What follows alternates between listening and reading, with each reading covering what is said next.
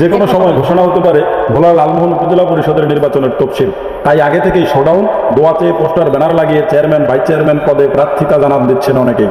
লালমোহন উপজেলা পরিষদ নির্বাচনে চেয়ারম্যান পদে আবারও প্রার্থী হচ্ছেন উপজেলা পরিষদের বর্তমান চেয়ারম্যান বীর মুক্তিযোদ্ধা অধ্যক্ষ গিয়াসউদ্দিন আহমেদ। এছাড়াও চেয়ারম্যান পদে প্রার্থিতা জানান দিচ্ছেন উপজেলা পরিষদের বর্তমান ভাইস চেয়ারম্যান আবুল হাসান রিমন। এদিকে ভাইস চেয়ারম্যান পদে প্রার্থিতা জানান দিয়ে শোডাউন করেছেন লালমোহন উপজেলা শ্রমিক লীগের সভাপতি জাকির হোসেন পঞ্চায়েত। ভাইস চেয়ারম্যান পদে দোয়া ও সমর্থন চেয়ে ব্যানার পোস্টার সাটিয়েছেন লালমোহন পৌরসভার 7 নম্বর ওয়ার্ডের বর্তমান কাউন্সিলর জাহিদুল ইসলাম নবীন। এদিকে প্রার্থিতা জানান দিতে পিছিয়ে নেই মহিলা ভাইস চেয়ারম্যান প্রার্থীরাও।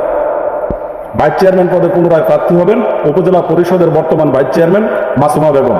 ভাইস চেয়ারম্যান পদে প্রার্থিতা ঘোষণা করে দোয়া ও সমর্থন চেয়ে পোস্টার সাটিয়েছেন আওয়ামী লীগ নেত্রী রোকেয়া বেগম। উপজেলা পরিষদ নির্বাচনের তফসিল কবে ঘোষণা হচ্ছে তা এখনো জানা না গেলেও সম্ভাব্য প্রার্থীদের পদচারণায় ইতোমধ্যে নির্বাচন